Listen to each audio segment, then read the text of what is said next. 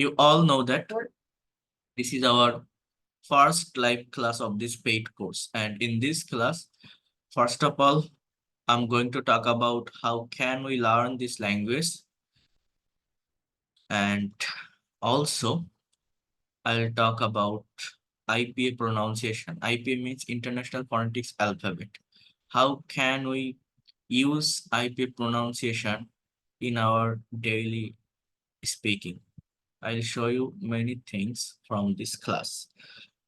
So first of all, here you can see those who are presented in my free classes, you all know that before going to start any class, I talked about a structure with you. I told you that for making any kinds of English sentences, we need a particular structure. The structure is, first of all, we need a subject. For making any kinds of English sentence, we need a subject. In the place of subject, we use noun or pronoun. It is called part of speech. You know that. I told you that there are 8 kinds of part of speech in English language. When you make sentences in English, you have to identify every part of speech from the complete sentences. So first of all, for making any sentence, you need a subject. After the subject, you have to put verb, then extension. In the place of extension, there will be some component of sentences. For example, object or complement or adverbials. So this is the structure for making any kinds of English sentences. Most of the time, you have to use this structure. By maintaining this structure, you can make any kinds of sentences in English. বাংলায় বলি তাহলে সুবিধা হবে বুঝতে আপনাদের। তো এই যে সেন্টেন্সটা আমি লিখলাম, এই সেন্টেন্সের স্ট্রাকচারের উপর ডিপেন্ড করে প্রত্যেকটা ইংলিশ সেন্টেন্স মেইনলি তৈরি হয়। এটা আমি আপনারা যখন ফ্রি ক্লাস গুলো করছিলেন, আপনাদের ফ্রি ক্লাসে আমি বলছিলাম। এখন একটা সেন্টেন্স তৈরি করতে গেলে ফার্স্ট আমাদের সাবজেক্ট লাগে। সাবজেক্ট জিনিসটা কি?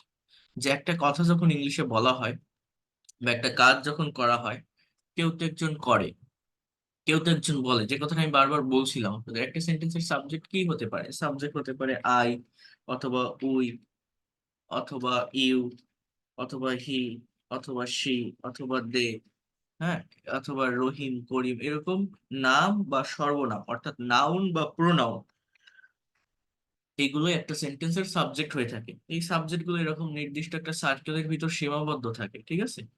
সাবজেক্টের পরেই প্রত্যেকটা ইংলিশ সেন্টেন্সে আমাদের ভার্ব ইউজ করতে হয়। কিসের ব্যবহার করতে হয় সাবজেক্টের পরে? ভার্ব। ভার্ব জিনিসটা কি? Verb is a word that denotes being, having or doing something. Verb হচ্ছে এমন একটা শব্দ যা কোনো কিছু করা, হওয়া, থাকা, খাওয়া, চলা, বলা এগুলো বোঝায়। Verb is the heartbeat of sentences. Without verb, you cannot make any kinds of English sentence. আমাদের mother tongue Bengali, our mother tongue is Bangla, right? So বাংলার স্ট্রাকচারের সঙ্গে ইংলিশের স্ট্রাকচার মিলানো যায় না।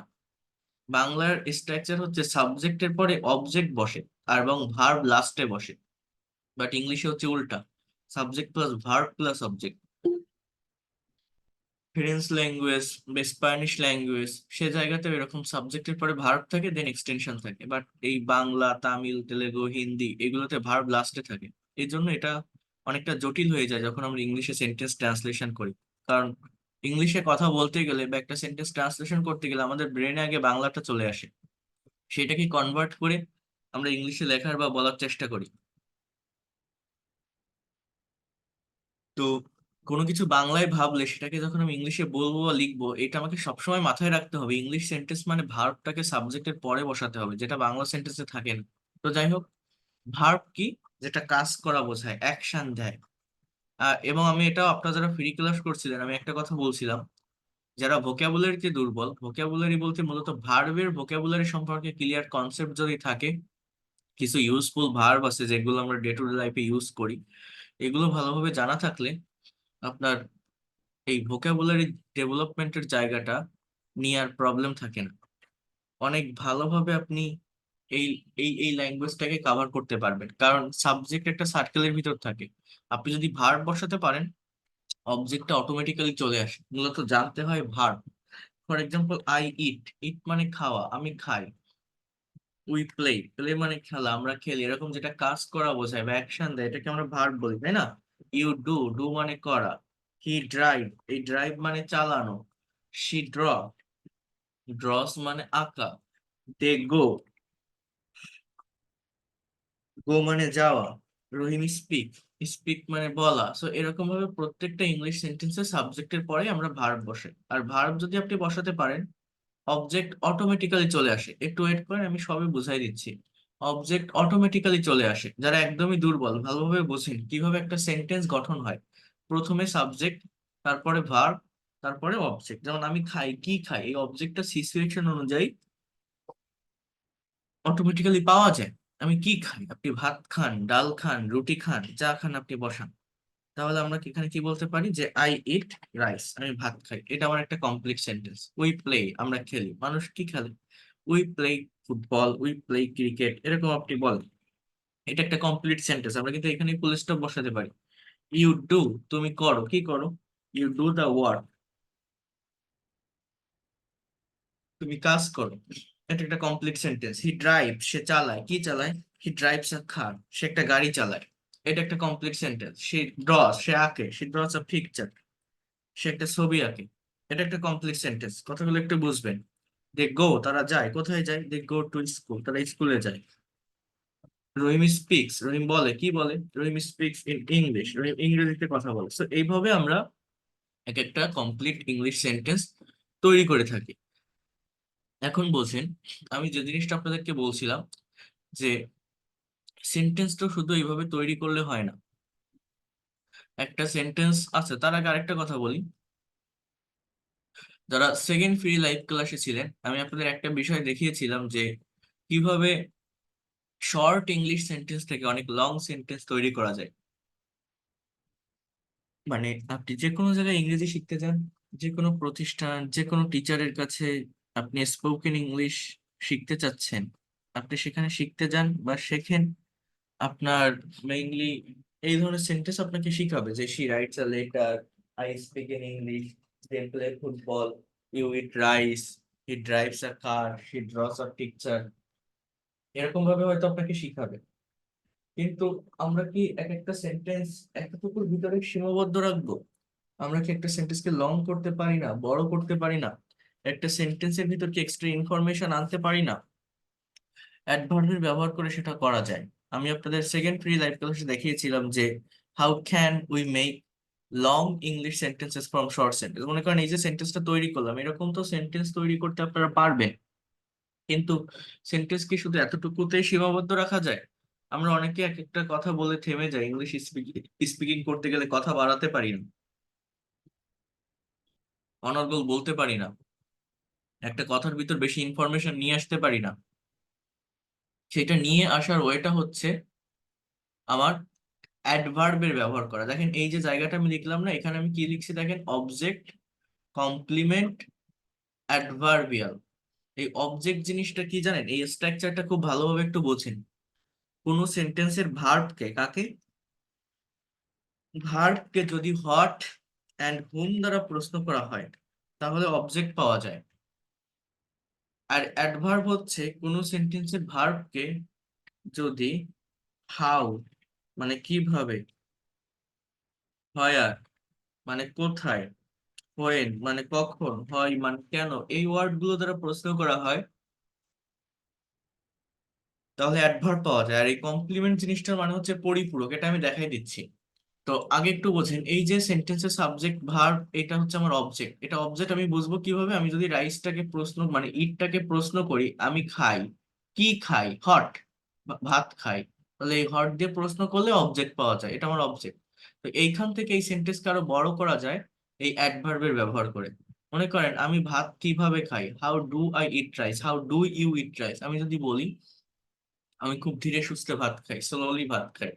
I eat rice very slowly, SLOWLY। এই যে দেখেন আমার সেন্টেন্সটা কিন্তু একটু বড় হলো। একটা সেন্টেন্স কিভাবে বড় হয়, একটা সেন্টেন্সের ভিতর কিভাবে অনেক বেশি ইনফরমেশন নিয়ে আসতে হয়। আপনাদের প্রি ক্লাসের ভিতরে একবার দেখিয়েছিলাম, বাট অনেকেই সেগুলো দেখেননি, তারা একটু দেখেন। এরপর হচ্ছে হায়ার দিয়ে প্রশ্ন করেন। আমি যে ভাত খাই, আমি কোথায় ভাত খাই? আমি আমার রুমে বসে ভাত খাই। I eat rice very slowly at my room. ভিতর থেকে একটু প্রেপোজিশনের ব্যবহার শিখতে হয়। অ্যাট মাই রুম, আমার রুমে ভাত খাই। আপনি যে ভাত খান কখন খান? When do you eat rice? আমি দিনে 3 বার ভাত খাই। I can say 3 times a day. এটা হচ্ছে অ্যাডভার্ব অফ টাইম। এবার আমি যে ভাত খাই, আমি কেন ভাত খাই হয়তো প্রশ্ন করেন। আমি আমার শরীরে শক্তি যোগানোর জন্য ভাত খাই, শক্তি পাওয়ার জন্য ভাত খাই। Just you can say to gate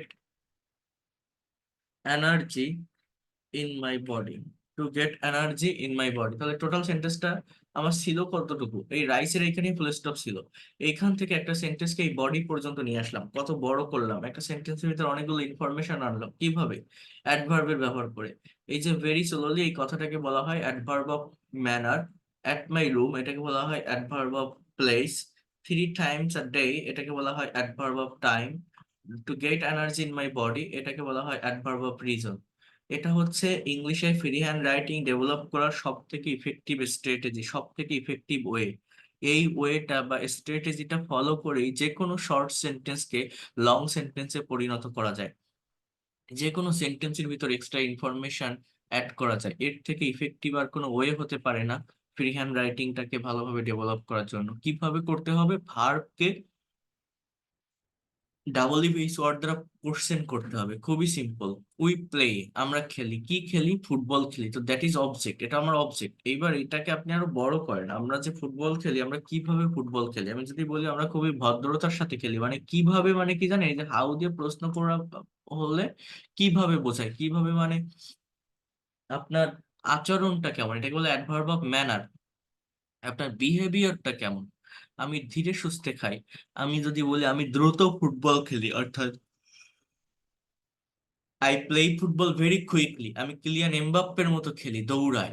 অথবা আমরা খুব পলাইটলি ফুটবল খেলি, আমরা খেলার মাঠে মারামারি করি না, ফাউল করি না। আমি যদি বলি we play football very politely, এটা হচ্ছে অ্যাডভার্ব অফ ম্যানার। আমরা যে ফুটবল স্যার খেলি একটা কোশ্চেন ছিল। কোথায় খেলি? কি করছেন? আপনি যে বললেন ডাব্লিউএস হোয়াট আর হুম, হুম দ্বারা কোশ্চেন করলে অবজেক্ট পাওয়া যাবে। হুম। আর how, where, when, why question করলে এটা কোন ভার্ব?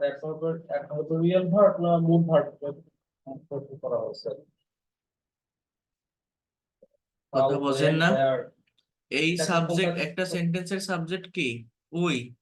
ভার্ব কি? পেলে। এই সাবজেক্ট আর ভার্ব সবসময় থাকে, সাবজেক্ট ভার্ব না হলে কোনোদিন সেন্টেন্স হয় না। ঠিক আছে? হুম, সাবজেক্ট আর ভার্বের পরে বাকি যে অংশটুকু আমি বসাবো, ওই অংশটুকু কিভাবে বসাবো? ভার্বকে প্রশ্ন করে করে বসাতে হয়। প্রথমে ভার্বকে কি বা কাকে দ্বারা প্রশ্ন করতে হয়, এটা দিয়ে উত্তর পেলে সেটা বসাতে হবে। যেমন আমি এই যে বসালাম ফুটবল, যদি না পান স্কিপ করতে হবে। আর যদি পানও, এভাবে বসাতে হবে। বসানোর পরে এটাকে আরো বড় করতে গেলে সেন্টেন্সকে, এই ভার্বটাকে আবার প্রশ্ন করতে হবে। ভার্ব কোনটা? এই প্লে। আবার প্রশ্ন প্লে। করতে হবে হাউ, হোয়ার, হোয়েন, হয় দিয়ে। ঠিক আছে? বুঝতে পারছেন?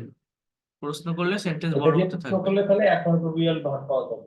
হ্যাঁ, অ্যাডভার্বিয়াল ভার্ব না, এগুলো এগুলো হচ্ছে আমার এক্সটেনশনের অংশ, এগুলো পার্ট অফ স্পিচ। এই ফুটবল শব্দটা নাউন, এই ভেরি শব্দটা অ্যাডভার্ব, পলাইটলিটা অ্যাডভার্ব, ইনটা প্রেপোজিশন, দাটা অ্যাডজেক্টিভ, ফিলটা নাউন। এক একটা করে বললে সব আলাদা পার্ট অফ স্পিচ আইডেন্টিফাই করা যায়। কিন্তু এখানে ফ্রেজ হিসাবে ধরতে হবে। ফ্রেজ, ইংলিশে ফ্রেজ এবং ক্লজ শিখতে হয়, একগুচ্ছ ওয়ার্ড যেখানে কোনো সাবজেক্ট আর ভার্ব থাকে না তাকে ফ্রেজ বলে। প্রোনাউন বাদে বাকি সবগুলো পার্ট অফ স্পিচে এই ফ্রেজ বা ক্লজ হয়। ঠিক আছে?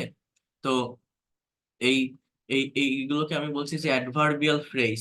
অ্যাডভার্বের জায়গায় এরা দখল করে। ভেরি পলাইটলি, দুটোকে একসঙ্গে যখন আমি একটা পার্ট অফ স্পিচ হিসাবে ধরছি, তখন এটা অ্যাডভার্বিয়াল ফ্রেজ হয়ে যাচ্ছে। এবং এটার নাম হচ্ছে adverb of place, sorry adverb of manner.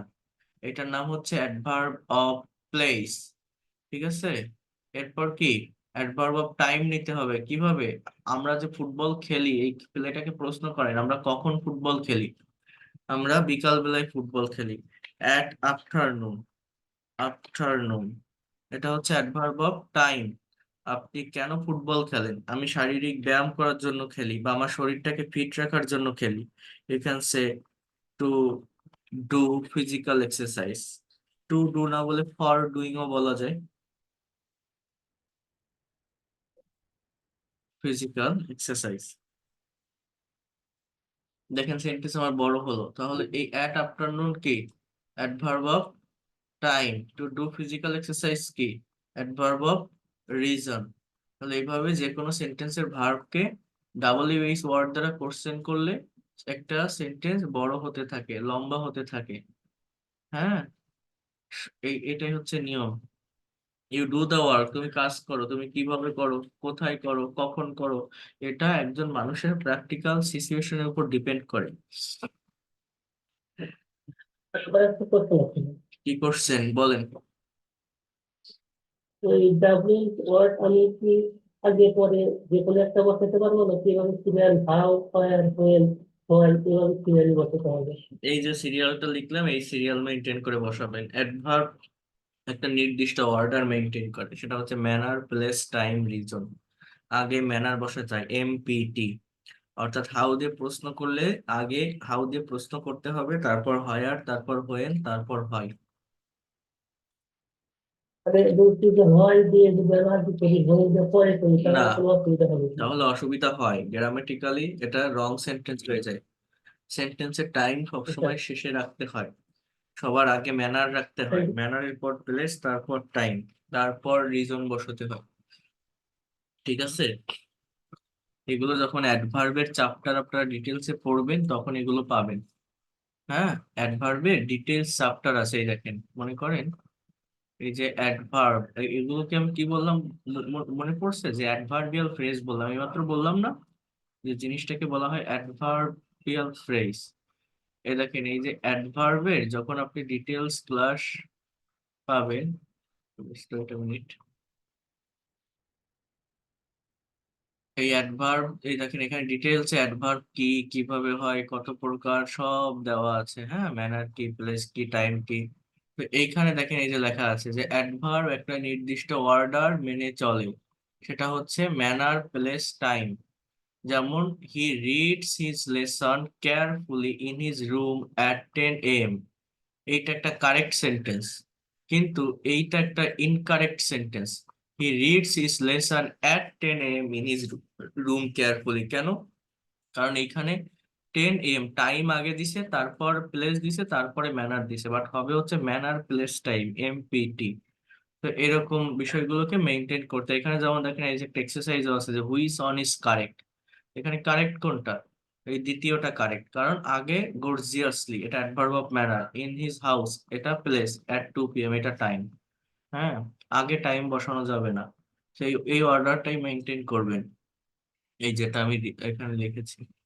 আর এগুলো অ্যাডভার্ব যখন পড়াবো ডিটেলস এগুলো শিখতে পারবেন। আচ্ছা, তো যাই হোক, এইভাবে যে কোনো সেন্টেন্সকে বড় করা যায়। হ্যাঁ, সেন্টেন্সের ভিতরে ইনফরমেশন আনা যায়। এরপর দেখেন, আমাকে আরেকটু পড়াতে দেন, তারপর আপনারা কোশ্চেন করেন, একটু মিউট রাখেন। এরপর দেখেন যে বিষয়গুলো বলছি সেটা হচ্ছে, এটা তো একটা সাইড গেল যে কিভাবে একটা সেন্টেন্সকে লম্বা করতে হয় বা বড় করতে হয়। একটা সেন্টেন্সের ভিতর এক্সট্রা ইনফরমেশন কিভাবে নিয়ে আসা যায় সেগুলো আমি বললাম। এর প্রত্যেকটা সেন্টেন্স, যেমন হি ড্রাইভস এ কার। এই মিউট রাখেন, হৃদয়, মিউট রাখেন। দেখেন এই যে হি ড্রাইভস এ কার, সে একটা গাড়ি চালায়। এবার এই গাড়িটা সে কিভাবে চালায়? হ্যাঁ, আমি যদি বলি he drives a car very carefully, সে খুবই কেয়ারফুলি গাড়ি চালায়। হ্যাঁ, সতর্কতার সাথে গাড়ি চালায়। এরপর আমি যদি বলি সে যে গাড়ি চালায়, সে কোথায় চালায়? On the road. সে কেন চালায়? টু আর্ন মানি, টাকা আয় করার জন্য। সে কখন চালায়? In the evening or whole day. এরকম ভাবে ভার্বকে কোশ্চেন করলেই সেন্টেন্স বড় হতে থাকে। তো এগুলো আমি পরে দেখাবো আপনাদের ডিটেলসে। আজকে মেইনলি যেটা বোঝানোর চেষ্টা করছি সেটা হচ্ছে, মনে করেন এই যে সেন্টেন্স গুলো আমি এখানে লিখছিলাম, বা এই যে সেন্টেন্স গুলো আছে বা লিখলাম, এই সেন্টেন্স গুলো আমার এটা ফার্স্ট ক্লাস সেকেন্ড ক্লাসেও বলছিলাম, এই সেন্টেন্স গুলো হচ্ছে আমার প্রেজেন্ট ইনডিফিনিট টেন্সে লেখা আছে। যারা টেন্স বোঝেন তারা বুঝবেন। আমি বুঝবো কিভাবে? আমার সাবজেক্টের পরে যে ভার্বটা, এই ভার্ব গুলো হচ্ছে সব প্রেজেন্ট ফর্মের ভার্ব, সব প্রেজেন্ট ফর্মের verb, eat, play, do, drive. Present ফর্মের ভার্ব যদি সাবজেক্টের পরে থাকে, সেন্টেন্সটা কোন টেন্সে হয়? Present indefinite tense. আর প্রেজেন্ট ইনডিফিনিট টেন্সের ডেফিনেশনটা কি? যে কোন একটা কাজ অ্যাজ ইউজুয়াল হয়, রেগুলার হইতে হয়, প্রতিদিন হচ্ছে বা চলছে বোঝালে তাকে আমরা প্রেজেন্ট ইনডিফিনিট টেন্স বলি। কথাটা একটু বুঝবেন, কোন একটা কাজ রেগুলার ওয়েতে হয়, প্রতিদিন হয়, হচ্ছে বা চলছে এরকম বোঝালে তাকে আমরা প্রেজেন্ট ইনডিফিনিট টেন্স, মানে হয়ে থাকে আর কি, হ্যাবিচুয়াল কোনো ফ্যাক্ট বোঝালে সেটাকে আমরা প্রেজেন্ট ইনডিফিনিট টেন্স বলে থাকি। ঠিক আছে? এখন এখন কথাটা একটু বোঝার ট্রাই করেন,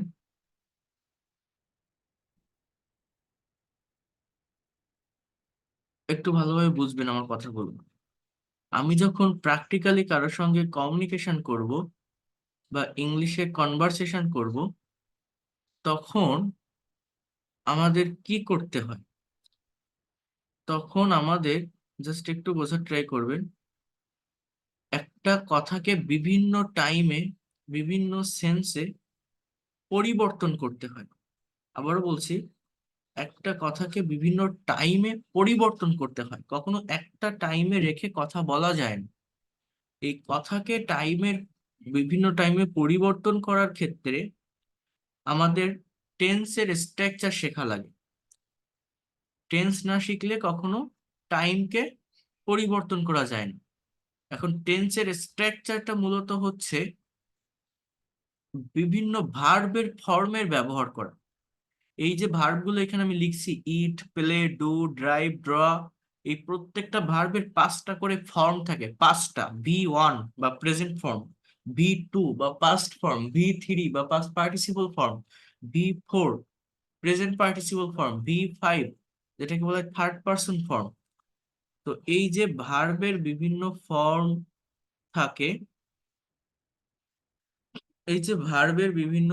থাকে, এই ফর্মগুলো বিভিন্ন টেন্সের স্ট্রাকচারে ব্যবহৃত হয়। এক একটা টেন্সের স্ট্রাকচার, এক এক ধরনের ভার্বের ফর্ম বসে সেন্টেন্সের টাইমের পরিবর্তন হয়, অর্থের পরিবর্তন হয়।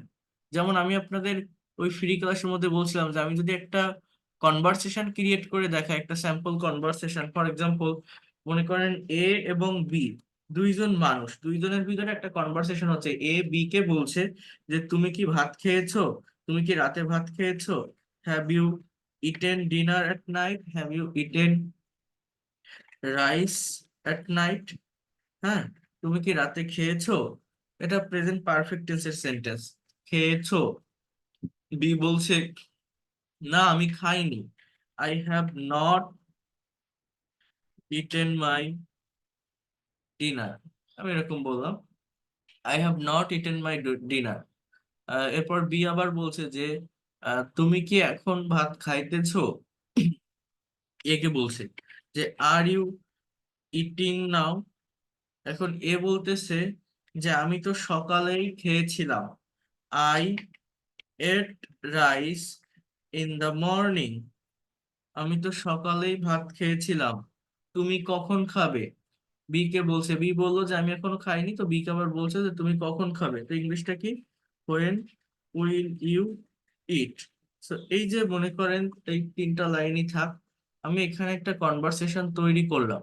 এই কনভারসেশনের ভিতরে আমি একটা কমন ভার্ব ব্যবহার করছি, সেটা হচ্ছে ইট। ইট মানে কি? খাওয়া। কিন্তু যখনই এই ভার্বটাকে আমরা প্র্যাকটিক্যাল একটা কনভারসেশনে ব্যবহার করলাম, এই ভার্বের বিভিন্ন ফর্ম আমাকে বসাতে হয়েছে। আমি কোথাও বসিয়েছি ইটেন, কোথাও বসিয়েছি ইটিং, কোথাও বসিয়েছি এট। এই যে তিনটা ফর্ম, ইটেন একটা পাস্ট পার্টিসিপল ফর্ম, এই এট একটা পাস্ট ফর্ম, ইটিং একটা প্রেজেন্ট পার্টিসিপল ফর্ম। হ্যাঁ, তো এই যে একটা ভার্বের বিভিন্ন ফর্ম আমার এই জায়গাটাতে বসলো, এইটা বসেই তো আমার কথার চেঞ্জটা হলো। মানেটা কি? মনে করেন আমি এই যে সেন্টেন্স গুলো লিখলাম, এগুলো বলে আমরা কখনোই মনের ভাব প্রকাশ করতে পারি না এই ভার্বকে প্রেজেন্ট ফর্মে রেখে। কি বললাম, প্রত্যেকটা ভার্বের ফর্ম থাকে পাঁচটা করে। সেই ভার্বের ফর্ম যদি আপনি না জানেন, সারা জীবন ধরে ইংরেজি শিখে গেলেও, টেন্স শেখেন, মডাল শেখেন, যাই শেখেন না কেন, সারা জীবন ধরে শিখে গেলেও কোনো লাভ হবে না। কারণ আপনি যে স্ট্রাকচার শিখবেন, যা শিখতে যাবেন, প্রত্যেকটা জায়গায় ভার্বের ফর্ম থাকে, প্রত্যেকটা জায়গায়। সো ভার্বের ফর্ম সম্পর্কে ক্লিয়ার কনসেপ্ট অবশ্যই অবশ্যই রাখতে হয়। তা না হলে আপনি ভালোভাবে ভার্বের ফর্মকে পুট করতে না পারলে অ্যাকচুয়াল টাইমিংটা আসবে না। এবং আমাদের স্পিকিং করতে প্রবলেমটা হয় ঠিক এই জায়গাটাতেই। আমি বাংলায় যখন কোনো কিছু ভাবি, ইংলিশে যখন লিখতে যাই বা বলতে যাই, আমরা টেন্স হয়তো পড়ে থাকি বা অনেকে ধরতে পারি, বাট সেই টেন্স অনুযায়ী যে ভার্বটাকে কিভাবে বসাবো এটা আমরা ইনস্ট্যান্টলি মুখের উপর আনতে পারি না, এবং না পারার কারণেই ইংলিশে কথা বলতে পারি না। এরকম একটা স্টেবল সিচুয়েশনের কথা দিয়ে মনের ভাব প্রকাশ করা যায় না। আপনি যখনই কনভারসেশন করতেছেন তখনই ওই একটা কাজ বিভিন্ন ওয়েতে আপনাকে করতে হচ্ছে বা বলতে হচ্ছে। তো সেটা বলতে গেলে ভার্বের বিভিন্ন ফর্মের পরিবর্তন করতে হচ্ছে। তো এটা তো আপনাকে জানতে হবে, ইটের past form ate, past participle form eaten, present participle form eating. এগুলো যদি আপনি না জানেন টেন্স শিখে তো কোনো লাভ হবে না। টেন্সের স্ট্রাকচারটা হচ্ছে মূলত ভার্বের ফর্মের চেঞ্জ। অর্থাৎ আমরা ফুটবল খেলি, খেলেছিলাম, খেলবো, খেলতেছি, খেলতেছিলাম, খেলতে থাকবো, সকাল থেকে খেলতেছি। অর্থাৎ এই যে প্লে মানে যে খেলা, এই খেলা কথাটাকে আমরা ঠিক কতগুলো ওয়েতে, কতগুলো টাইমে, কত ভাবে, কতগুলো সেন্সে নিতে পারি বা বলতে পারি, এটা আপনি যত বেশি আহ দিকে প্রোভাইড করতে পারবেন তত বেশি আপনার ফ্লুয়েন্সি আসবে, তত বেশি আপনি কোনো কিছু ভাবলেই ইনস্ট্যান্টলি ইংলিশে কথা বলতে পারবেন। আমরা এই টাইমের পরিবর্তনের জন্য মূলত টেন্স শিখি, তাই না? আমি করি, করেছিলাম, করব, করতেছি, করতেছিলাম, করতে থাকবো। এই টাইমের পরিবর্তনের জন্য আমরা টেন্স শিখি। এখন টেন্সের যে স্ট্রাকচার আমাদের থাকে, এই টেন্সের স্ট্রাকচার মূলত 12টা। ইংলিশ ল্যাঙ্গুয়েজে 3 প্রকার টেন্স আছে, প্রেজেন্ট, পাস্ট এবং ফিউচার। তিনটা টেন্স মানে প্রত্যেকটা টেন্সের কিন্তু 4টা করে ভাগ আছে, ক্লাসিফিকেশন আছে, indefinite, continuous, perfect and perfect continuous. তো টোটাল টেন্সের স্ট্রাকচার হচ্ছে 3 4 12টা। এখন আপনি যদি 12টা স্ট্রাকচার সম্পর্কে ক্লিয়ার কনসেপ্ট রাখেন, তাহলে 12 ধরনের সেন্টেন্স তৈরি করতে পারবেন। এক একটা আহ একটা ভার্বকে 12 ভাবে, 12টা ওয়েতে, 12 দিকে, 12টা টাইমে পরিবর্তন করতে পারবেন। যেমন মনে করেন এই সেন্টেন্সটা, হি ড্রাইভস এ কার, সে একটা গাড়ি চালায়। আমার কথার পরিবর্তন করতে গেলে, টাইমের পরিবর্তন করতে গেলে আমি ইংলিশে কথা বলতে পারি না কেন? আমি যেটা মুখ দিয়ে বের করতে চাচ্ছি, যেটা বাংলায় ভাবতেছি, সেটাকে ইনস্ট্যান্টলি টাইমের পরিবর্তন করতে পারতেছি না। তো সেইটা করতে গেলে আমার এই টেন্স শিখতে হবে। টেন্স হচ্ছে মূলত ভার্বের ফর্মের চেঞ্জ, ভার্বের সাথে S, ES, D, ED, T N, am, is are, was were, এগুলো হয়ে আর কি টাইমের পরিবর্তনটা হয়। দেখেন এই সেন্টেন্সের সাবজেক্ট হচ্ছে আপনার হি, অবজেক্ট হচ্ছে এ কার, এদের কিন্তু পরিবর্তন হয় না। কথার পরিবর্তন করতে গেলে পরিবর্তনটা শুধুমাত্র এই জায়গাটাতে হয়। হি ড্রাইভস এ কার মানে সে গাড়ি চালায়। আমি যদি বলি সে গাড়ি চালিয়েছিল, আমাকে বলতে হবে হি ড্রোভ এ কার। এখন এই জিনিসটা কয়জনের জানা জানা থাকে? আপনি যদি এই জিনিসটা না জানেন যে ড্রাইভের পাস্ট ফর্ম ড্রোভ, তাহলে এই কথাটাকে আপনি কখনো ইংলিশে বলতে পারবেন না যে সে একটা গাড়ি চালিয়েছিল। আমি যদি বলি সে একটা গাড়ি চালাবে, ইংলিশ কি? He will drive a car, he will drive. আমি যদি বলি সে একটা গাড়ি চালাইতেছে, হি ইজ ড্রাইভিং আ কার। আমি যদি বলি সে একটা গাড়ি চালাচ্ছিল, হি ওয়াজ ড্রাইভিং আ কার। আমি যদি বলি সে একটা গাড়ি চালিয়েছে বা চালাতে থাকবে, he will be driving a car. Driving এটা হচ্ছে ফিউচার কন্টিনিউয়াস টেন্স। আমি যদি বলি সে একটা গাড়ি চালিয়েছে, হি হ্যাজ ড্রিভেন এ কার। তাহলে দেখেন সাবজেক্ট কিন্তু হি, অবজেক্ট এ কার, পরিবর্তনটা হয় ভিতরের ভার্বের ফর্মে। তো এখানে আমি এই যে স্যালারি দিয়ে দিয়ে অবলিক দিয়ে দিয়ে 7টা ভার্বের ফর্ম আমি লিখছি, ড্রাইভস লিখছি, ড্রপ লিখছি, will drive, is driving, was driving, will be driving এবং হ্যাজ ড্রিভেন। এগুলো লিখলে আমার কি হলো, এই যে চালানো যে কথাটা, ড্রাইভ মানে চালানো, এই কথাটাকে 7 ভাবে আমি বলতে পারলাম, 7টা দিকে নিতে পারলাম। এরকম টেন্স যদি সম্পূর্ণ জানা থাকে, একটা কথাকে 12টা ওয়েতে নেওয়া যায়। এই 7টা জানলেই টেন্সের সমস্ত কথা ইংলিশে বলা যায়।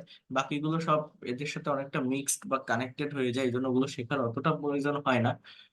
যাই হোক, মানে পাস্ট পারফেক্ট টেন্স যদি বলেন, হি হ্যাজ এর জায়গায় হ্যাড বসালে হয়ে যাবে। Future perfect tense will have driven বসালে হয়ে যায়। তো ওগুলো এই ধরনের কোনো মিনিং আপনার দেয় না। মেইনলি এই টেন্স গুলোর স্ট্রাকচারেরই দরকার হয়। এখন এদের পরে আমার তো ভার্ব অবজেক্ট আছে, তাই না? এখন আমি কি বলছি, টোটাল টেন্সের স্ট্রাকচার 12টা। আপনার যদি 12টা স্ট্রাকচার সম্পর্কে ক্লিয়ার কনসেপ্ট থাকে, তাহলে আপনি 12 ধরনের সেন্টেন্স তৈরি করতে পারবেন। একটা কথাকে 12 দিকে, 12টা ওয়েতে, 12টা টাইমে নিতে পারবেন বা বলতে পারবেন। যেমন এখানে আমি এই 7টা পর্যন্ত লিখছি, বাট এই 12টা টেন্সের স্ট্রাকচার আপনার মনের ভাব সম্পূর্ণরূপে প্রকাশের জন্য যথেষ্ট নয়। আপনার মনের হোল সেন্স বা থট প্রকাশ করার জন্য এই টেন্সের সাথে সাথে আপনাকে মডাল এবং সেমি মডাল অক্সিলারি ভার্বের ব্যবহার শিখতে হবে। কিসের ব্যবহার বলছি? মডাল। হ্যালো স্যার, হ্যাঁ বলেন। বলছিলাম যে স্যার আমি যদি আমি টেন্স জানি বুঝি, কিন্তু বাংলায় বলতে শেষে গেলে কোশ্চেন করবেন, আমি শেষে, এখন না। কথা বলার মধ্যে আমি বারবার বলছি কোশ্চেন করলে একটু লাস্টে করবেন, তা না হলে কনসেন্ট্রেশন ব্রেক হয়। এই যে একটা ফ্লোতে ছিলাম, একটা লেকচার দিচ্ছিলাম, এটা ব্রেক হয়ে যায়। একটু লাস্টে কোশ্চেন করবেন, ঠিক আছে? আমি সবাইকে কথা বলার সুযোগ দিব, একটু ওয়েট করেন। আমি আগে একটু আমার শেষ করতে দিন, একটা পর্যায়ে আসলে করবেন, একদম লাস্টে না করেন। একটা যেন জিনিস একদম শেষ করার পর করবেন, ঠিক আছে? একটু মিউট রাখেন, কথা বোঝেন আগে। কি বলছি তাহলে? কোথায় ছিল? হ্যাঁ, শুধুমাত্র টেন্সের স্ট্রাকচার দিয়ে মনের সম্পূর্ণ ভাব আমরা প্রকাশ করতে পারি না। মনের হোল সেন্স বা থট প্রকাশ করতে গেলে এই টেন্সের সঙ্গে আমার আরেকটা বিষয় শিখতে হয়, সেটা হচ্ছে মডাল এবং সেমি মডাল অক্সিলারি ভার্বের ব্যবহার। ইংলিশ ল্যাঙ্গুয়েজে টোটাল 18টার মতো মডাল এবং সেমি মডাল অক্সিলারি ভার্ব আছে। Can, could, may, might, shall, should, will, would, need to, dare to, have to, has to, had to, am to, is to, are to, was to, were to. এগুলো আমাকে ভালোভাবে জানতে হয়। তাহলে কি হয়? তাহলে মনের হোল সেন্স বা থট, যেটা আমি ভাবতেছি, যেটা আমি বলতে চাচ্ছি, ইংলিশে নিতে পারতেছি না, সেটা আপনি নিতে পারবেন। অর্থাৎ আমি যদি আপনাকে এরকম একটা সেন্টেন্স বলি, সে গাড়ি চালাইতো, আপনি কোন টেন্স দিয়ে বলবেন? আপনার কি মনে হচ্ছে এটা কোন টেন্সের ভিতর আছে? Past tense? সে গাড়ি চালাইতো, পাস্ট ইনডিফিনিট টেন্স? হ্যাঁ, না, এটা কোনো টেন্সের ভিতর যায় না। পাস্ট টেন্সের স্ট্রাকচার এটা না। পাস্ট টেন্সে হচ্ছে এরকম হয় যে অতীতে কোনো কাজ কেউ করেছিল। আমি যদি বলি সে গাড়ি চালিয়েছিল, হি ড্রোভ এ কার, এটা past tense, past indefinite tense. কিন্তু সে গাড়ি চালাইতো, এই কথাটা যখন আপনি ইংলিশে বলবেন, কোনো টেন্স দিয়ে আপনি বলতে পারবেন না। তো এর জন্য আপনাকে মডাল ভার্বের সাহায্য নিতে হবে। এটার ইংলিশ এরকম, he would drive a car, আর he use to drive a car. এটা আপনাকে বলতে হবে। অর্থাৎ টেন্স দিয়ে মনের সম্পূর্ণ ভাব প্রকাশ করা যায় না। আমি যা কিছু বলতে চাচ্ছি, শুধুমাত্র টেন্সের স্ট্রাকচার গুলো দিয়ে সবকিছুই বলা যায় না। এর জন্য এটা শিখতে হয়। ইংলিশ ল্যাঙ্গুয়েজে 18টার মতো মডাল এবং সেমি মডাল অক্সিলারি ভার্ব আছে। This verbs mainly express the probability, possibility or ability in the sentences. এরা এরা এরা on kinds of auxiliary verb, but এরা আলাদা ক্যাটাগরির একটা সেন্টেন্স ক্রিয়েট করে। যেমন দেখেন, he can drive a car. Can মানে পারা, তো সে গাড়ি চালাতে পারে। আমি যদি বলি তার গাড়ি চালানো উচিত, সে গাড়ি চালাবে, তার গাড়ি চালানোর কথা, তাকে আজ গাড়ি চালাইতে হবে, এগুলো কোনো টেন্স দিয়ে বলতে পারবেন না। এর জন্যই মডাল সেমি মডাল ভার্ব শেখা লাগবে। হি কুড ড্রাইভ এ কার, সে গাড়ি চালাতে পারতো। He should drive a car, তার গাড়ি চালানো উচিত। He use to drive a car, হ্যাঁ, সে গাড়ি চালাইতো। He use to drive a car, সে গাড়ি চালাইতো। এ দেখেন, he is to drive a car, is to, কাউকে কোনো কিছু করতে হয়। He was, he is suppose to drive a car, he is, S U P P, S U, suppose to drive a car, তার গাড়ি চালানোর কথা, তার গাড়ি চালানোর কথা, he is suppose to drive a কার।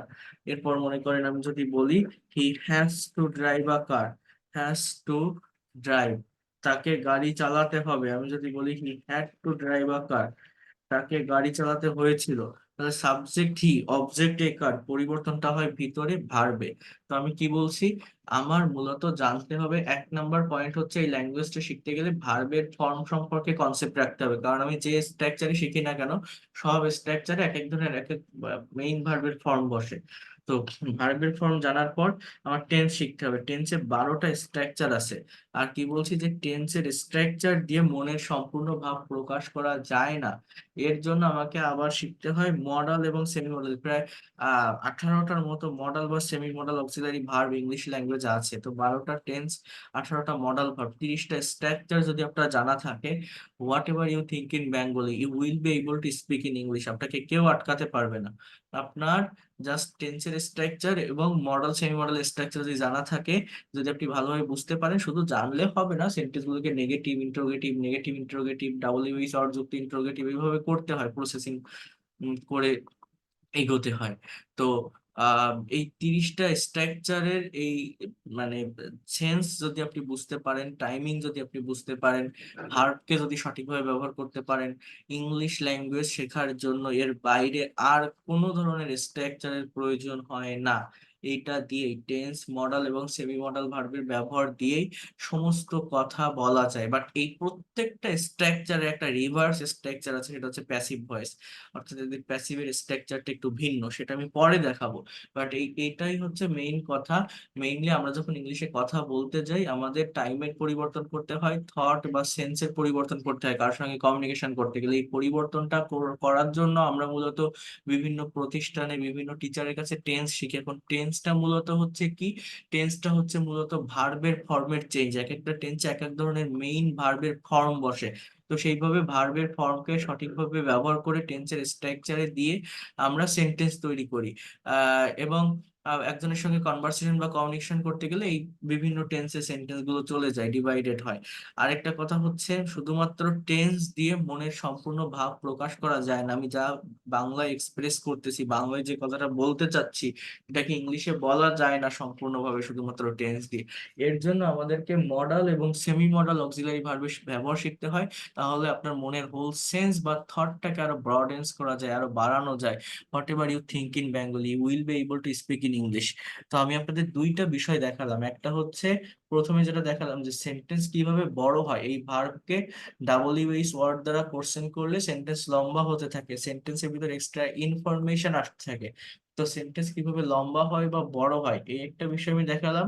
আরেকটা বিষয় দেখালাম যে একটা সেন্টেন্সকে কিভাবে ঘোরানো যায়, ঘোরাতে হয়, টাইমের পরিবর্তন করতে হয়, অর্থের বা সেন্সের পরিবর্তন করতে হয়। এই পরিবর্তনটা আমরা ইনস্ট্যান্টলি মুখের উপর আনতে পারি না বলেই ইংলিশে কথা বলতে পারি না।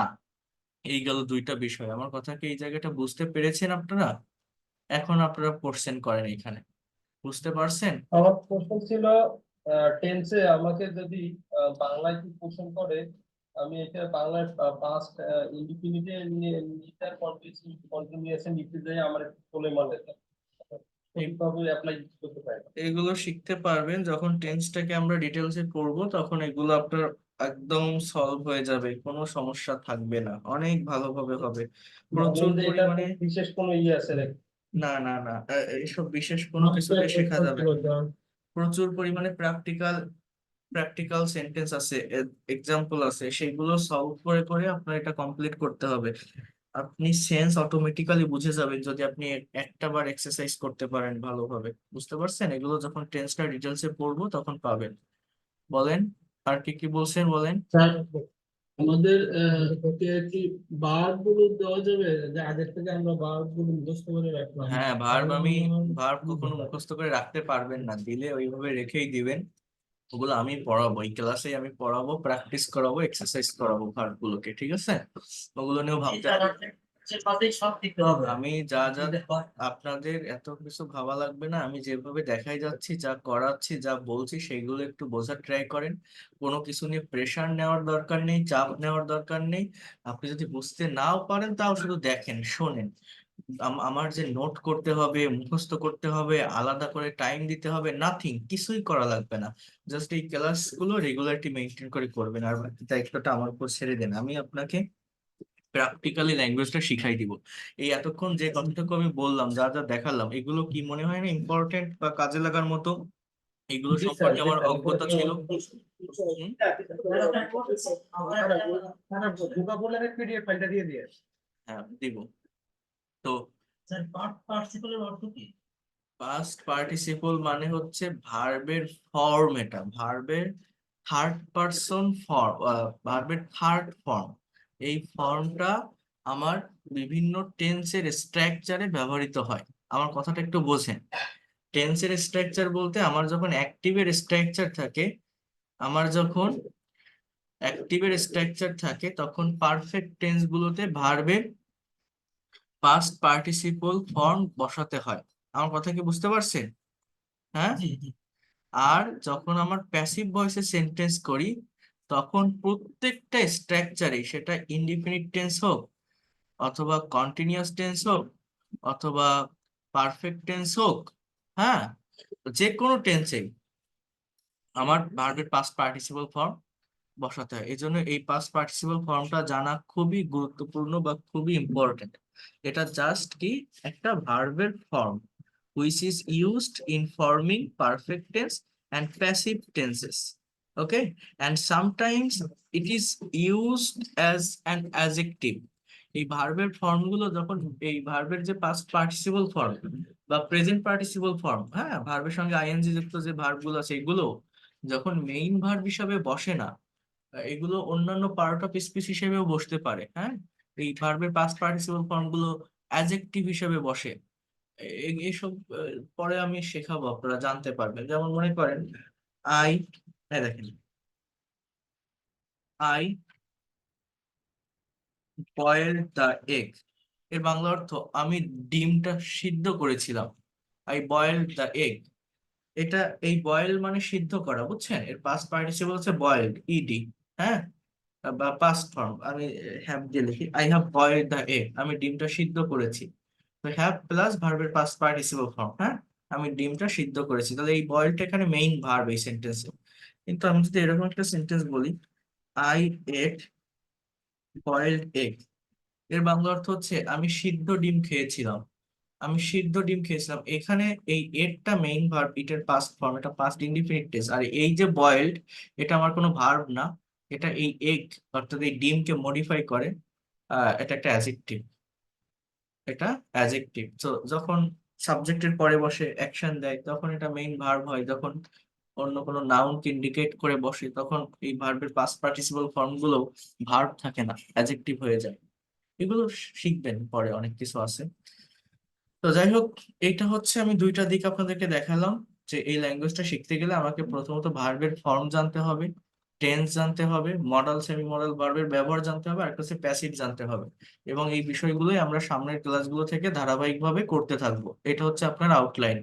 ঠিক আছে, এগুলো এই যা যা বললাম এগুলো আমরা করব, এখানেই প্র্যাকটিক্যালি করব সবকিছু যা যা দেখালাম। আচ্ছা, এরপর আরেকটা যে বিষয় আসি সেটা হচ্ছে, 11টা 2 বেজে গেছে, আমি একটু বলি, জাস্ট একটু ওয়েট করেন। প্রোনাউন্সিয়েশন নিয়ে একটু কথা বলি। আপনাদের পেইড কোর্সের ক্লাস 1 ঘন্টাই থাকবে জাস্ট, কারণ হচ্ছে ফ্রি ক্লাসে যেমন 2 ঘন্টা 2.5 ঘন্টা ধরে আমি ক্লাস নিতাম বা দেখাতাম, ওইভাবে তো আর এখানে আমি দেখাবো না। কারণ আমি এখানে ততটুকুই দেখাবো যতটুকু আপনার নেওয়ার ক্ষমতা আছে, যতটুকু আপনি বুঝতে পারেন বা নিতে পারেন। শুধু পড়ায় চলে গেলে তো হবে না, যদি আপনি সেই জিনিসটা আয়ত্তে নিতে না পারেন, বুঝতে না নিতে পারেন, বুঝিয়ে নিতে না পারেন, তাই না? শুধু এগোয় গেলে তো কোনো হ্যাঁ কিছুই স্যার। হবে না। তো সেইভাবেই নিতে হবে। আচ্ছা, তো যাই হোক, এটা তো একটা বিষয় দেখালাম, এগুলো আমরা পরে করব। আর একটা হচ্ছে প্রোনাউন্সিয়েশনের বিষয়। এই প্রোনাউন্সিয়েশন জিনিসটা কি, এটা নিয়ে আমি যদি আপনাদের সঙ্গে একটু কথা বলি। আপনারা জানেন, এই এই জিনিসগুলো অনেকেই জানেন, এগুলো দেখছেন যে আমরা যখন সেন্টেন্সে বা লেটারের ওয়ার্ড গুলো পড়ি আমরা অনেক ক্ষেত্রে ভুল পড়ি। কারণ এটা বিভিন্ন টিচার্স ভিডিওতে দেয় দেখবেন, বা বিভিন্ন বইতে আছে যে যে এ, এর উচ্চারণটা হয় এই, দেখছেন না? এই, যেমন আমি যদি এরকম একটা কথা বলি, পি এ কে, এটা টেক না, এটা হয় ঠেই। এই, এটা হয় এই। হ্যাঁ, অথবা আমি যদি এরকম একটা সেন্টেন্স লিখি, N A T I Y, nation, এটা ন্যাশন, এটা নেশন। নেশন অর্থাৎ এই এ টাকে এ বলা হয় না, এই বলা হয়। এই যে B C D E F G H I, এই জেটাকে বলা হয় জেই, কেটাকে বলা হয় খেই, এল এম এন ও, ওটাকে বলা হয় ও, দেন পটাকে বলা হয় ফি, কিউ অ এস টি ইউ ভি। তো এই যে ইংলিশ যে অ্যালফাবেট বা লেটার, এগুলোর যে উচ্চারণ, এই সঠিক উচ্চারণ আমাদের জানতে হবে এবং সেটাকে আমাদের প্র্যাকটিক্যাল সেন্টেন্সের ভিতর, স্পিকিং এর ভিতরে প্রোভাইড করতে হবে। এখন এই প্রোনাউন্সিয়েশন নিয়ে আমি একটু বেসিক ধারণা আপনাদেরকে দিব। এই উচ্চারণটা মূলত কিভাবে শেখা হয় বা উচ্চারণটা মূলত কি, আমি এইটা নিয়ে একটু কথা বলবো। অনেকে বলে না যে আমি আইএলটিএস পরীক্ষা দিব, বা আমি ইংলিশ প্রোনাউন্সিয়েশন শিখতে চাই, ফনেটিক্স শিখতে চাই। এখন প্রোনাউন্সিয়েশন বলতে আমরা কি ব্রিটিশ অ্যাকসেন্ট শিখবো, না আমেরিকান অ্যাকসেন্ট শিখবো, না অস্ট্রেলিয়ান অ্যাকসেন্ট শিখবো, কোন প্রোনাউন্সিয়েশন শিখতে হয়? যেমন ব্রিটিশরা, আমি যদি এই এরকম একটা ওয়ার্ড বলি, ফাদার, এই যে ফাদার মানে বাবা, সো এই ফাদারের এই আরটা ব্রিটিশরা উচ্চারণ করে না, ফাদার, ফাদার, জাস্ট অতটুকুই বলে, আরটা উচ্চারণ করে না। বাট আমেরিকান ইংলিশ আবার এই আরটা পুরোপুরি উচ্চারিত হয়। হ্যাঁ, তো অ্যাকসেন্টের পরিবর্তন থাকে, মানে অ্যাকসেন্টের পরিবর্তনটা কি একটু প্র্যাকটিক্যালি বুঝবেন। মনে করেন our mother tongue is Bangla, তাই না? আমাদের মাতৃভাষাটা কি Bangla. We are use to talking in Bengali. But আমাদের মাতৃভাষা বাংলা হওয়া সত্ত্বেও আমাদের দেশটা, বাংলাদেশ তো খুবই ছোট একটা দেশ, তাই না? কিন্তু এই ছোট দেশেও অনেকগুলো ডিভিশন আছে, অনেকগুলো ডিস্ট্রিক্ট আছে। এক একটা ডিভিশনে গেলেই দেখবেন অ্যাকসেন্টের চেঞ্জ থাকে আঞ্চলিক ভাষায়। যেমন ময়মনসিংহের মানুষের যে আঞ্চলিক ভাষা, গ্রামের মানুষ যে ভাষায় কথা বলে, কুষ্টিয়ার গ্রামের মানুষের যে অ্যাকসেন্ট, মানে সেই ময়মনসিংহের মানুষেরাও বাংলায় কথা বলে, যারা কুষ্টিয়া বা যশোর অঞ্চল, ঝিনাইদহ এই অঞ্চলে থাকে, তারাও বাংলায় কথা বলে। কিন্তু অ্যাকসেন্টের সম্পূর্ণ ভিন্নতা থাকে, অনেক পার্থক্য থাকে। নোয়াখালীর যে বাংলা ভাষা, আঞ্চলিক ভাষা, তার যে অ্যাকসেন্ট, সেটার সঙ্গে রাজশাহী অ্যাকসেন্টের মিলাতে আপনার অনেক কষ্ট হয়ে যাবে, মিলাতে পারবেন না। সিলেটের মানুষের যে ভাষা বাংলা, আবার বরিশালের মানুষের ভাষাও বাংলা। বাট বরিশালে যদি দুইজন মানুষ তাদের আঞ্চলিক ভাষায় ঝগড়া করে, আপনার বাড়ি যদি সিলেটে হয়, আপনি কখনো তাদের একটা কথাও বুঝতে পারবেন না। বাংলাতেই তারা কথা বলতেছে, বাট এতটা পরিবর্তন অ্যাকসেন্টের, একদম বোঝাই যায় না যে কি বলতেছে। আমার কথা কি বুঝতে পারছেন আমি কি বলছি?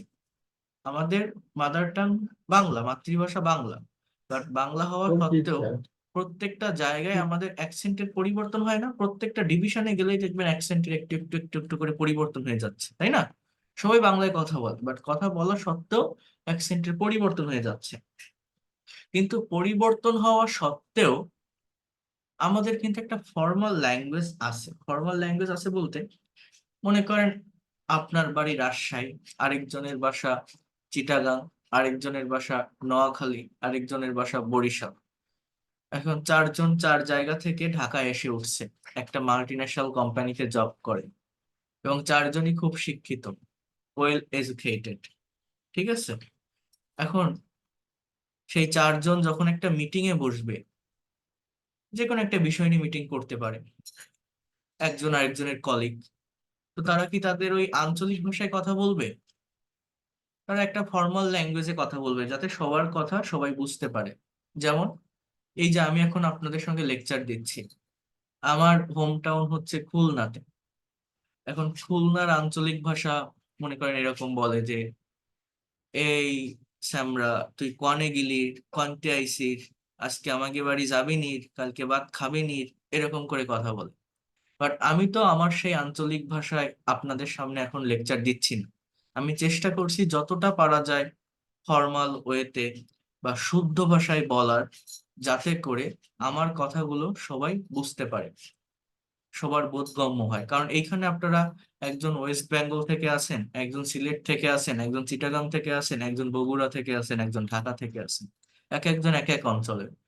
তো এই একটা ফর্মাল মিটিং এ আমি যখন কথা বলছি, আমি তো বাংলাতে লেকচার দিচ্ছি, বাট আমার কথাগুলো সবাই বুঝতে পারছেন না, নিতে পারছেন না? আমি যে কথাগুলো বলছি, পারছেন তাই না? শোনা যাচ্ছে কথা? স্যার, হ্যাঁ। তো তো আমার কথাগুলো আপনারা সবাই বুঝতে পারছেন। তো আমার কথাগুলো আপনারা সবাই বুঝতে পারছেন, এর কারণ কি? কারণ আমি চেষ্টা করছি একটা শুদ্ধ ভাষায় কথা বলার, আমার আঞ্চলিক ভাষাটাকে অ্যাভয়েড করি। কথাটা বুঝবেন, কথাগুলো খুবই কাজের কিন্তু। এটা ফাও ফাও বলছি না এই কথাগুলো। আমি আমার আঞ্চলিক ভাষা অ্যাভয়েড করে শুদ্ধ ভাষায় কথা বলছি আপনাদের সামনে, যাতে করে আপনারা প্রত্যেকে আমার কথাগুলো নিতে পারেন, বুঝতে পারেন। তো ইংলিশও একটা ল্যাঙ্গুয়েজ, একটা ভাষা। বাংলাদেশ ছোট একটা দেশ, সেখানে এতগুলো মানে ডিভিশনে ডিভিশনে, বাংলাদেশের কয়টা বিভাগ, আটটা বিভাগ। তো বিভাগে বা ইভেন ডিস্ট্রিক্টেও আমার চেঞ্জ হয়ে যাচ্ছে ভাষা। তো সেখানে ইংলিশ তো কতগুলো দেশের মাদার টাং।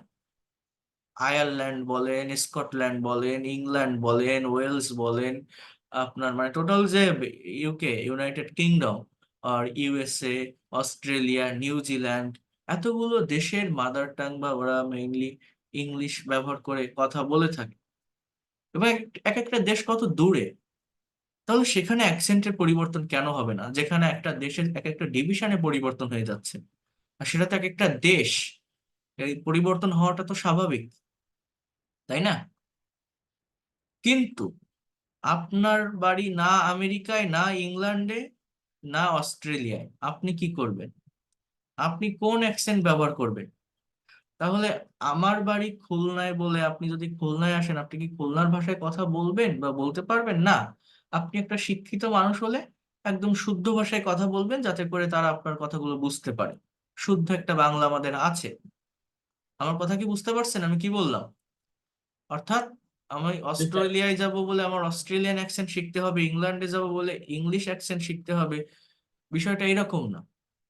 এই এক একটা দেশে এক একটা ভাষার অ্যাকসেন্টের পরিবর্তনের কারণে এই আইপিএ, অর্থাৎ ইন্টারন্যাশনাল ফনেটিক্স অ্যালফাবেট, এটার ফুল মিনিং হচ্ছে এটা, ইন্টারন্যাশনাল ফনেটিক্স অ্যালফাবেট নামের একটা প্রতিষ্ঠান আছে, একটা ইনস্টিটিউশন আছে, যেটা নিজস্ব একটা বর্ণমালা প্রকাশ করেছে, এ- বা কি বলা হয় ফোনিম, যেটাকে বলা হয় ধ্বনি, সিম্বল প্রকাশ করেছে, যেটা ব্যবহার করে আপনি যদি কথা বলেন, তাহলে আপনার কথাটা সর্বজন স্বীকৃত, সর্বজন গৃহীত হবে, সব জায়গায় গ্রান্টেড হবে।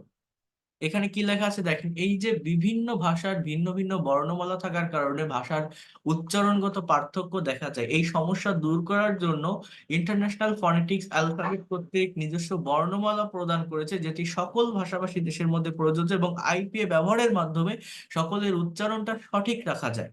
অর্থাৎ জিনিসটা কি, এটা একটু বোঝেন।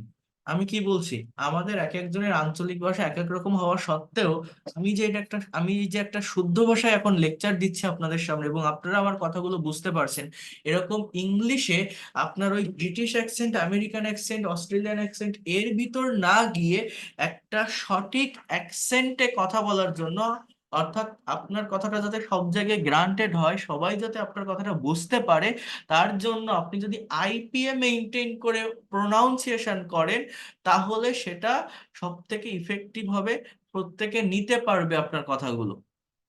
বিষয়টা কেমন, মনে করেন আমি এই অক্সফোর্ড ডিকশনারি গুলো, পকেট ডিকশনারি গুলোতে আইপিএ থাকে ভোকাবুলারি পাশে।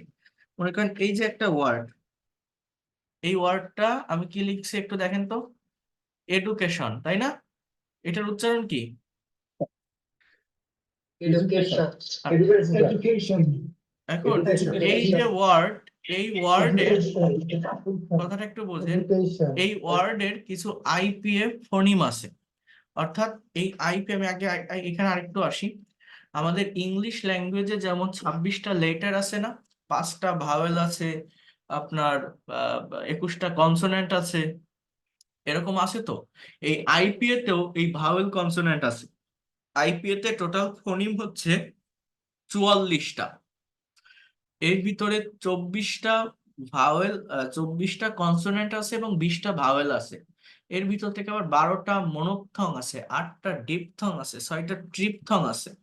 এবং এগুলো সম্পর্কে আমাদের একটু জানতে হয়। এগুলো আমি আমি তো ইংলিশ ল্যাঙ্গুয়েজ এন্ড লিটারেচারে পড়ছি, আমার একদম অনার্স ফার্স্ট ইয়ারেই এই কোর্স ছিল, একাডেমিক কোর্স।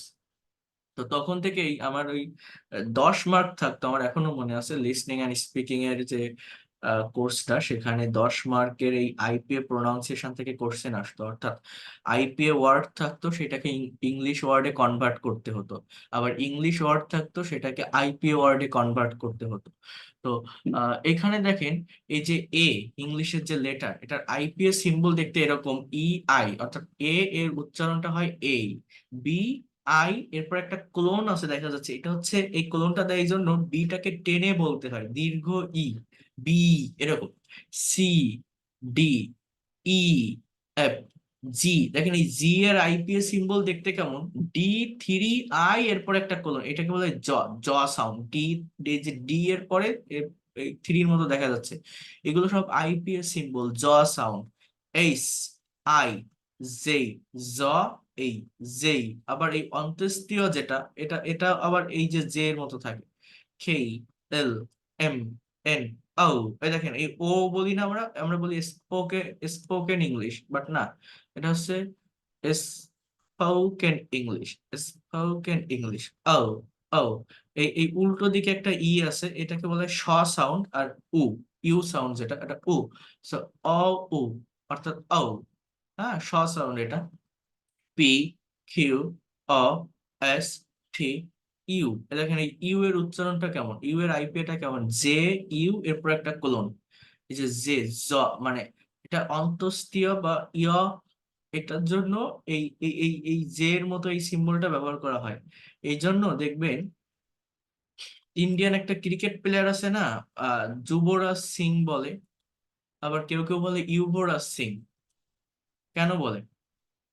নাম লেখা থাকে দেখবেন স্পেলিংটা ইউভোরাস, ইউ।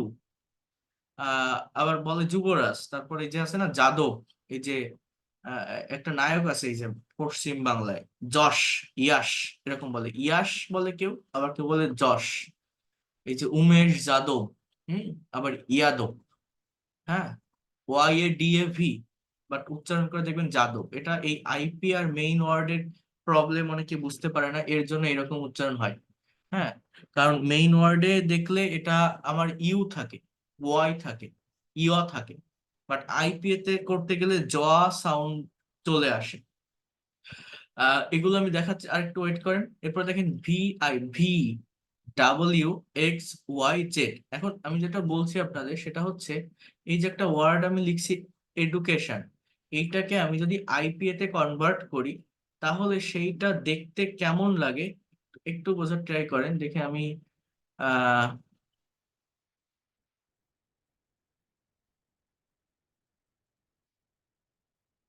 আমি একটু গুগলে আসি, আমি একটু কনভার্ট করে দেখাই, আমি ওই ওয়ার্ডটা আমি একটু নেই, তারপর আমি আপনাদেরকে বোঝাচ্ছি, খেয়াল করেন, সবাই একটু বোঝার ট্রাই করেন।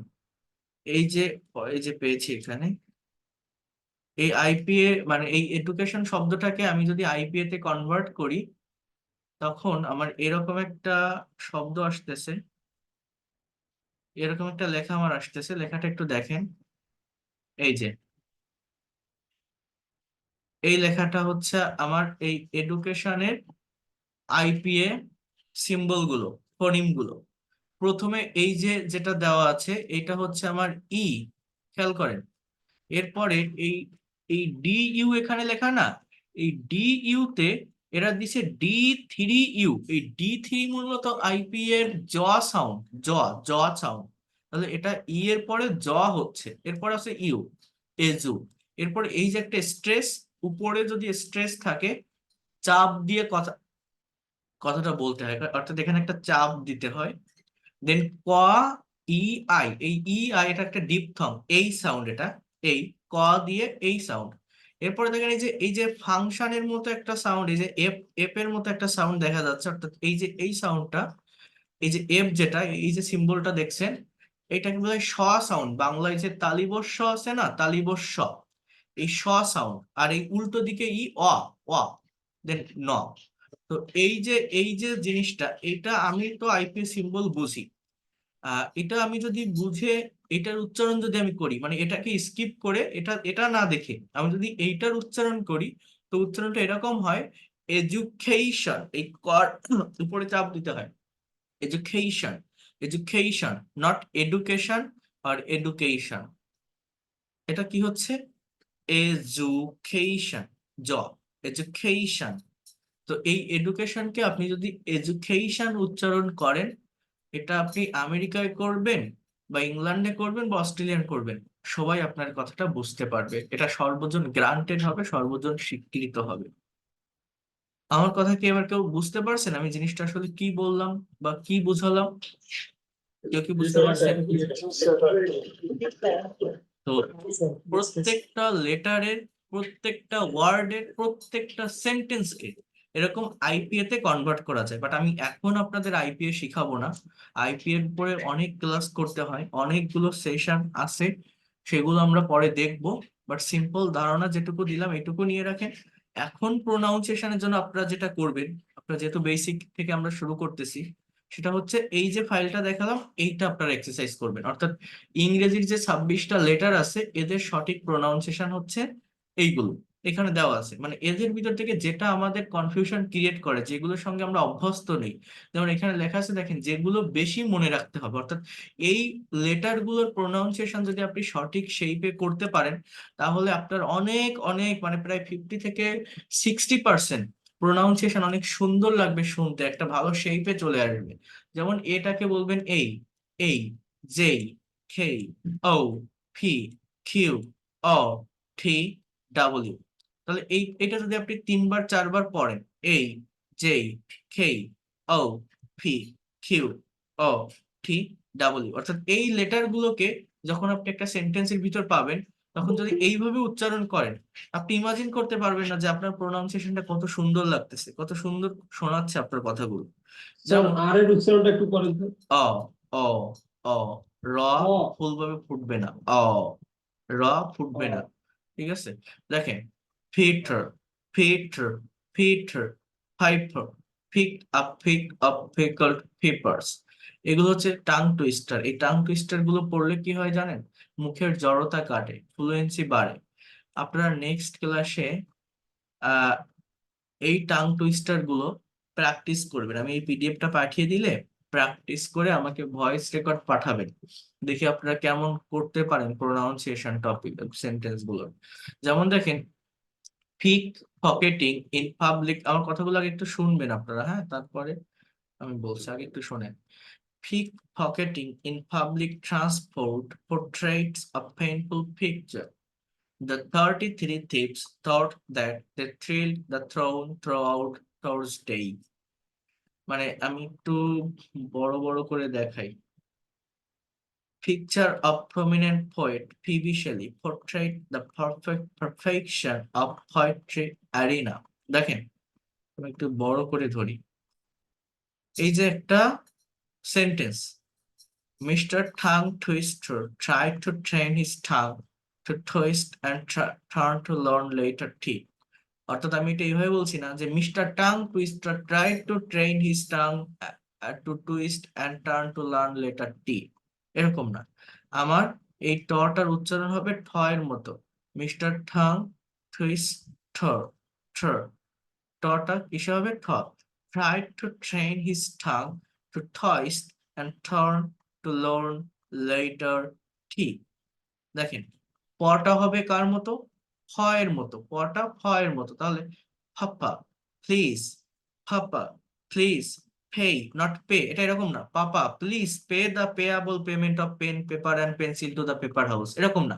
পাপা please pay, not pay, pay, পটা হবে ফ, এই এটা হয় এই, তাহলে পে, ই, pay, the payable, not payable, payable, payable, এটা অ্যাবল না কিন্তু এইবল, অর্থাৎ পটা ফ, এই এটা এই, আবার এই পাশের এই এটাও এই, then payment, not payment, payment of pen paper and pencil to the paper house.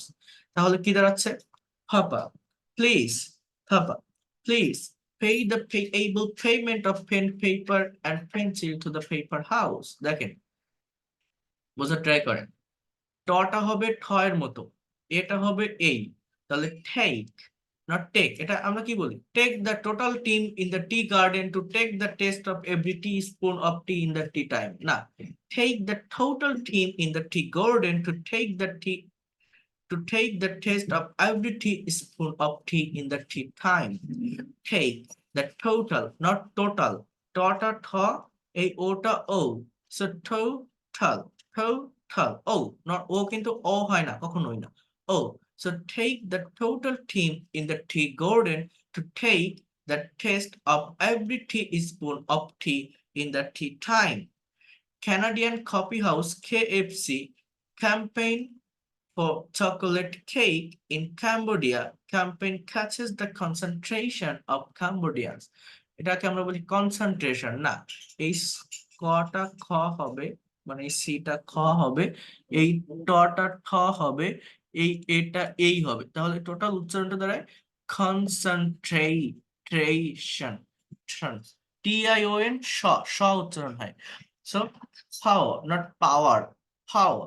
Power plant produce more power connection publicly. Public private entrepreneurship is profitable, not profitable. Profitable, able। হ্যাঁ, দেখেন আমি একবারে সবগুলো বলি, হ্যাঁ, সবাই একটু বোঝার ট্রাই করবেন, ভালোভাবে শুনবেন। এক একজনের প্রোনাউন্সিয়েশন এক এক রকম। আমারটা এটা এটা ন্যাচারালি হয়।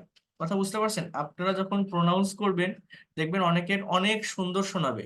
এটা এক একজনের এক এক রকম থাকে, নিজেরা একটু প্র্যাকটিস করবেন, দেখবেন এই আমি যেগুলো বলছি এর থেকে অনেক ভালো শোনাবে আপনাদের। হ্যাঁ, দুই একজনের প্রোনাউন্সিয়েশন অনেক ভালো হয় যদি সে প্র্যাকটিস করতে পারে সেইভাবে। আবার দুই একজনের হাজার প্র্যাকটিস করেও হয় না। এগুলো ন্যাচারালিটির উপর ডিপেন্ড করে, উচ্চারণ, ভাষা, এক একজন মানুষের বেড়ে ওঠা, এগুলোর উপর ডিপেন্ড করে অনেকটা, প্রকৃতির উপর এটা ছেড়ে দিতে হয় আর কি। অনেক মানুষের দেখবেন র, ল, এই ল উচ্চারণ করতে পারে না, র উচ্চারণ করতে পারে না, র, র, এই যে হয় না। সো এরকম এইগুলো হচ্ছে ডিপেন্ড করে, দুই একজনের খুবই ভালো শোনাবে, ভালো একটা শেপ লাগবে, আবার ভালো শোনাবে না। তো সবাই একটু বোঝার ট্রাই করেন।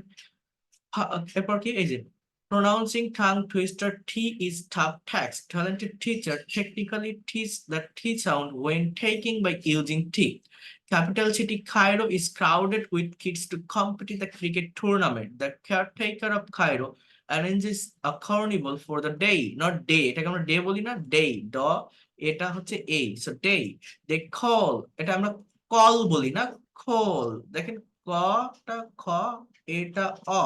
So they call it the Red Carpet Carnival. A pair of paper paints the panic of pathetic fair in the past parliament in Prague. The party paused with a patient patiently to patronize the parish park and parlor, which were the part of commitment that written in the page of payable parcel paper. কথাগুলো ভালোভাবে বুঝবেন এবং আপনারা নিজেরা এই tongue twister গুলো practice করবেন। আবারও বলছি, জাস্ট প্রথমত একটা কাজ করবেন, সেটা হচ্ছে এই লেটার গুলোকে 4-5 বার পড়বেন, এই লেটার গুলো যাতে সঠিক একটা শেপ আসে, এবং সেই সেন্টেন্স গুলোতে যখন এই লেটার দেখবেন ওই শেপটাতে উচ্চারণ করবেন। দেখবেন এটা যদি জানা থাকে অনেক ভালোভাবে এটা একটা সঠিক শেপ আপনাদের এসে যাবে। কি কি বলছি? A pair of paper paints the panic of pathetic fair in the first parliament in Prague. The party paused with a patient patiently to patronize the parish park and parlor, which were the part of the commitment that written in the page of payable parcel paper. A pair of paper paints the panic of pathetic fair in the past parliament in Prague, the party paused with a patient patiently to patronize the parish park and parlor, which were the part of the commitment that written in the page of payable parcel paper. Capital city Cairo is crowded with kids to compete in cricket tournament. The caretaker of Cairo arranges a carnival for the day. They call it the Red Carpet Carnival. Capital city Cairo is crowded with kids to compete in cricket tournament. The caretaker of Cairo arranges a carnival for the day. They call it the Red Carpet Carnival. Pronouncing tongue twister T is tough text. Talented teacher technically teach the T sound when taking by using T. Power plant produce more power connection publicly. Public-private entrepreneurship is profitable. Power plant produce more power connection publicly. Public-private entrepreneurship is profitable. Canadian coffee house KFC campaign for chocolate cake. In Cambodia, campaign catches the concentration of Cambodians. Take the total team in the tea garden to take the taste of every teaspoon of tea in the tea time. Take the total tea in Take the total team in the tea garden to take the taste of every teaspoon of tea in the tea time. Papa, please pay the payable payment of pen, paper, and pencil to the paper house. Mr. Tongue Twister tried to train his tongue to twist and turn to learn later tea. Mr. Tongue Twister tried to train his tongue to twist and turn to learn later tea. Picture of prominent poet P.B. Shelley portrays the perfect perfection of poetry arena. Picture of prominent poet P.B. Shelley portrayed the perfect perfection of poetry arena. The 33 thieves thought that they thrilled the throne throughout Thursday. The 33 thieves thought that they thrilled the throne throughout Thursday. Pickpocketing in public transport portrayed a painful picture. Peter Piper picked a pick of pickled peppers. So you have to practice it for developing your pronunciation skill. Okay, so that's all for today. Thank you so much for joining this class. I will take your next class on the day after